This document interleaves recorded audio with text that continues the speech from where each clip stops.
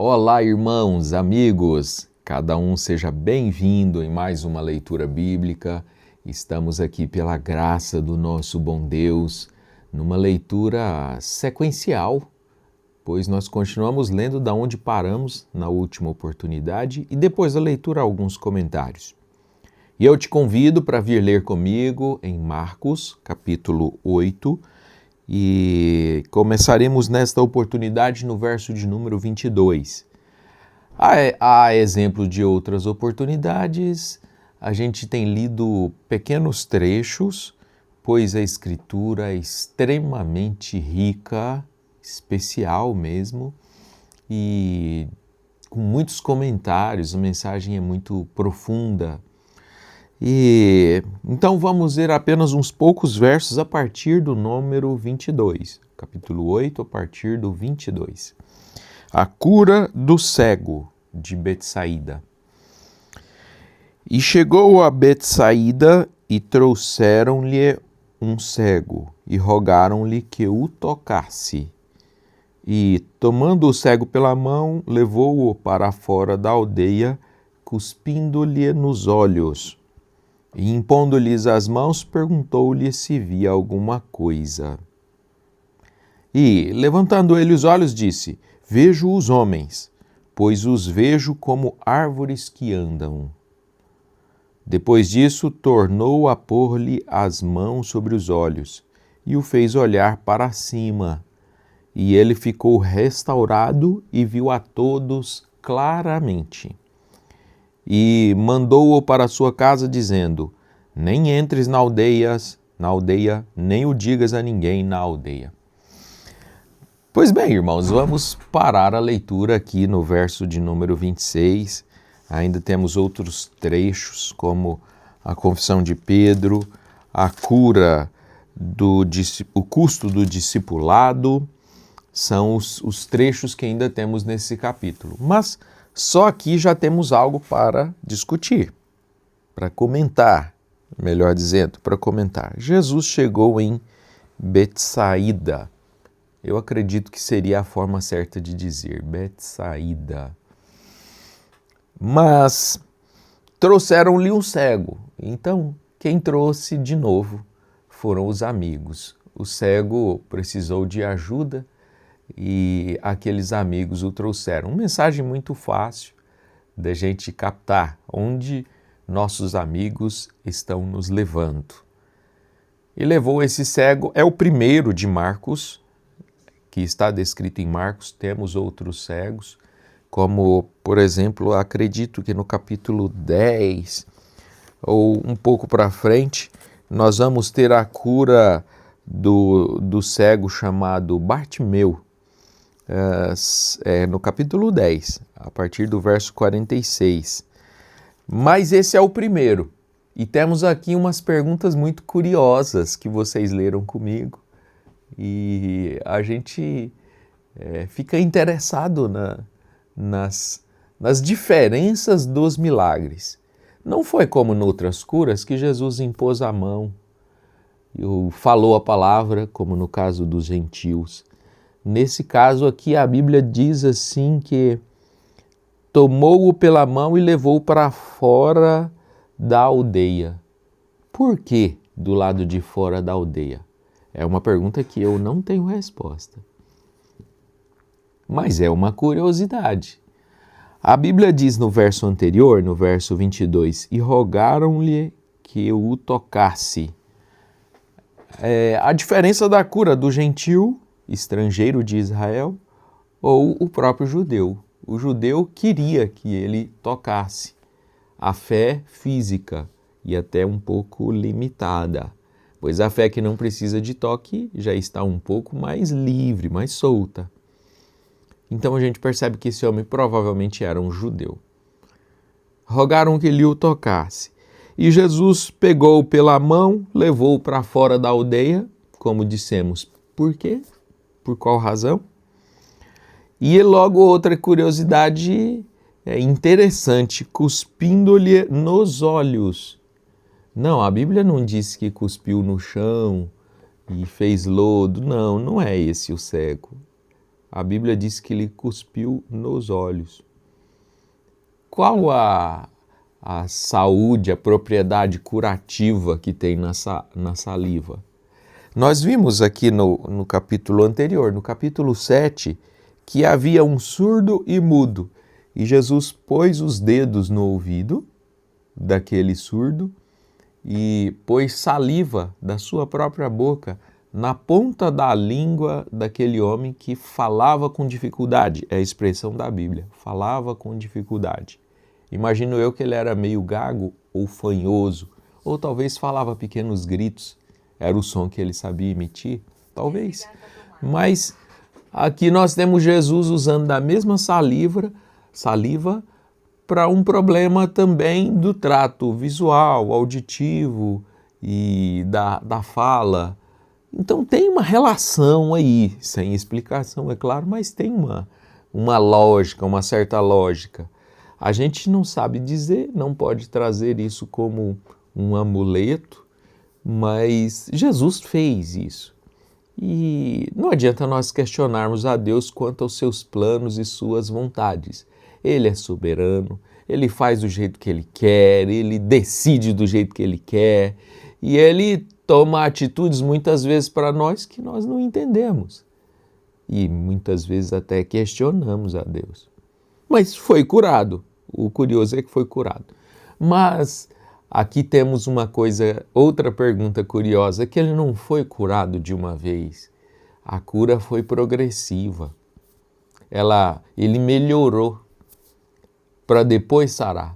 E se você está numa situação semelhante, pode até falar a respeito de eu queria ser curado, eu creio no milagre, eu creio na cura instantânea, mas e se a cura for progressiva? E se a sua cura for progressiva? For paulatina, ela começa a acontecer e você precisa manter a sua fé que a cura vai ser progressiva e não de uma vez.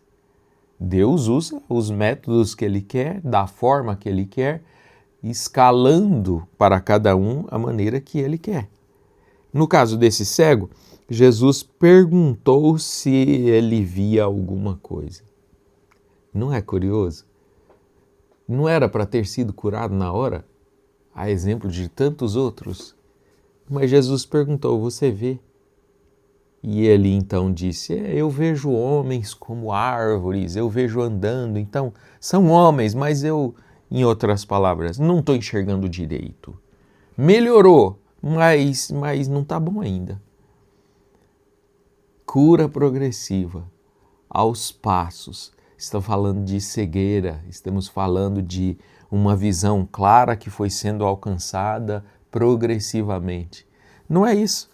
Algumas pessoas aceitam a palavra de maneira espontânea, de uma vez. Outras pessoas, a luz vem aos poucos. Aliás, essa talvez tenha sido até a maioria. A luz vai vindo aos poucos, começa a vir, clareia mais, e ao longo de um período, às vezes curto, às vezes longo, e a gente começa a enxergar que é Deus naquela situação.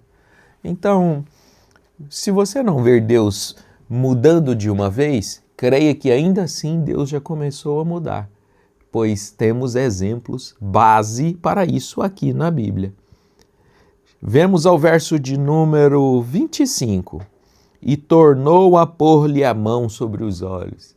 Imposição de mãos, de novo, segunda vez. É curioso, né? Como a gente é testado a perseverar na fé, a manter a nossa fé do jeito que declaramos, do jeito que precisamos, do jeito que nós somos beneficiados aos poucos. Jesus impôs de novo, recebeu oração de novo, aquele homem recebeu oração de novo, ele precisou de ajuda de novo, ele precisou de outra intercessão. E não vá pensar que é porque o poder de Deus é limitado. Naquela hora Jesus estava fraco. Não, gente, eu não acredito nisso. O poder de Deus no céu e na terra é suficiente para salvar cada pecador no mundo, no dia de hoje, nessa hora que estamos vivendo.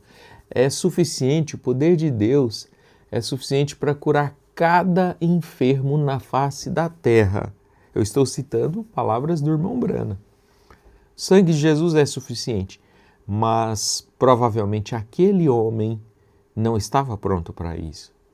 Ele precisou de mais tempo. É a mensagem que eu tiro para mim, tiro para você.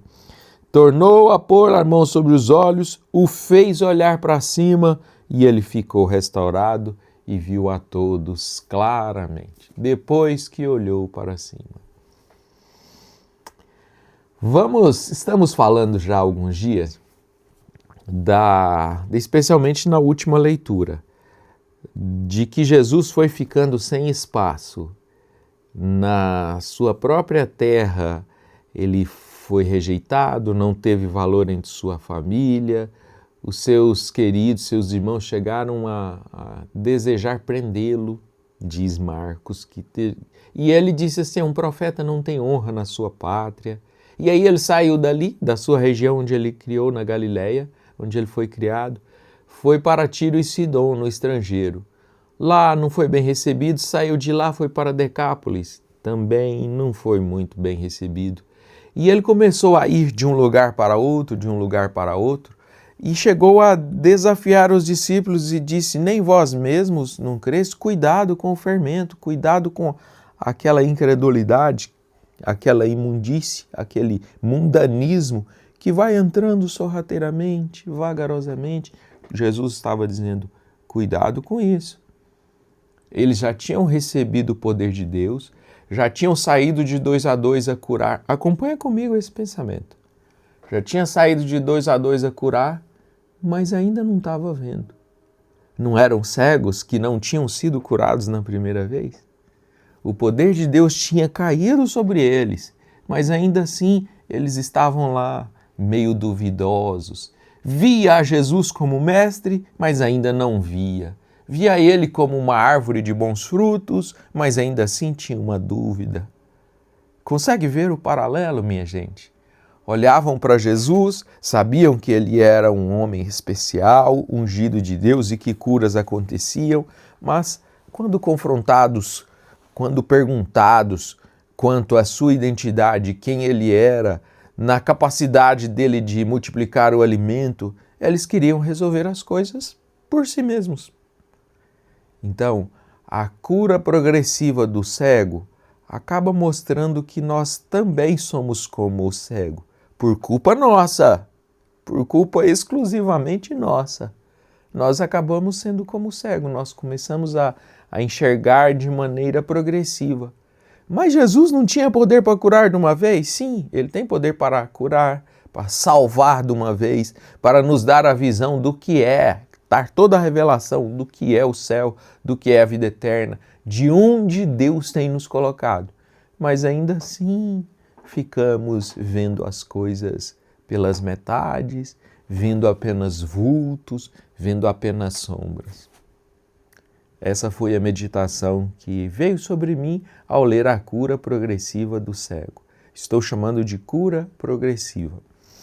A última curiosidade que eu quero falar, ainda antes de despedir de vocês aqui, nosso devocional diário, é sobre o lugar em que o cego estava e o que Jesus mandou ele fazer depois. Ele curou aquele homem fora da aldeia, pegou ele pela mão, como se guia uma pessoa que tem essa deficiência e necessidade de ser guiado em algumas situações. Então, pegou o cego, levou para fora da aldeia e depois disse para ele, não volte lá e não conte para ninguém lá. A Bíblia não explica. Eu posso apenas presumir, eu posso apenas tirar uma mensagem, como cada pregador tem direito a uma ilustração ou uma aplicação. Mas, minha gente, tem determinados lugares que nos enfermam mesmo. Tem lugares que nos deixam doentes. Tem lugares que nos deixam cegos.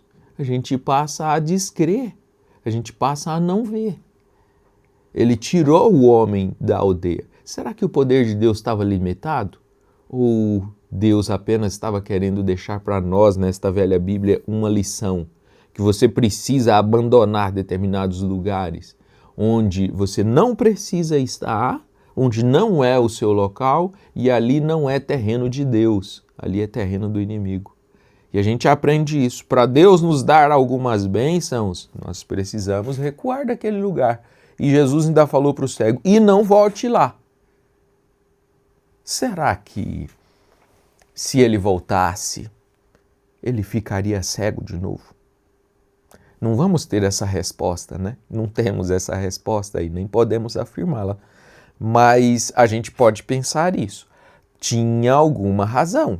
E Jesus apenas tirou ele de lá e falou, e não volte. E ainda falou para ele, não sai contando porque ainda não é a hora. Não sai testemunhando para ninguém dessa aldeia, porque talvez na minha aplicação ali é um lugar de incrédulos. Esse é um lugar de incrédulos. Já tinha pessoas que tinham saído de lá. Pedro, Tiago, João tinham saído de lá. E André também, né? Acredito que também eram de Betsaída. A Bíblia diz aqui em Marcos, no começo de Marcos, fala da nacionalidade deles. Mas Jesus fala para ele, não volta lá mais não. Vai dar testemunho na sua casa, que não era lá dentro. A sua casa era em outro lugar. Volta e segue sua vida no outro rumo. E Jesus insiste comigo, com você para isso. Saia do mundo, o mundo não é seu lugar, você não pertence ao mundo, você não é um mundano, você é um cristão. E o reino de Deus não é desse mundo e nós também não somos desse mundo.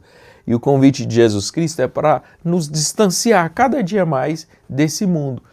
Cada vez que nos distanciamos, mais nós vamos enxergando, mais nós vamos vendo Deus presente na nossa vida. Eu sei que Deus abençoou o seu coração. Deus abençoou a sua vida. Lendo esse pequeno trecho aqui de Marcos. Como disse, tem várias perguntas aqui que eu não sei responder, mas a gente imagina. Deus abençoe a todos. Eu vou ler as mensagens, as notificações de vocês e agradeço pela consideração de mandar um oi, um Deus abençoe, uma pequena mensagem. Deus abençoe, muito obrigado, eu vou ler depois. E vou mandar um feliz aniversário para meus irmãos e amigos que completaram mais um ano de vida nesse fim de semana. Ontem foi aniversário da irmã Daviane. Feliz aniversário para ela, Deus a abençoe, recuperando em casa a sua saúde, mas completando mais um ano de vida, né? No sábado, antes de ontem, foi aniversário do esposo da irmã Daviane, Tiago. Olha só, marido no sábado, esposo no domingo. Parabéns, Tiago. Tiago Belém, um abraço, feliz aniversário, Deus te abençoe. Também no sábado foi aniversário da Valentina da Raquel. É uma mocinha já, né? Então parabéns para ela e feliz aniversário. E parabéns para o Ivan. Deus abençoe nosso diácono mineiro. É o apelido mineiro. Um abraço, mineiro. Deus te abençoe. Feliz aniversário. Vocês completaram um ano de vida. Que a graça de Deus seja sobre vocês. A bênção de Deus sobre suas vidas. E parabéns. A todos os irmãos, Deus abençoe. E um bom fim de semana não, um bom começo de semana, boa semana para cada um. Deus vos abençoe em nome de Jesus Cristo.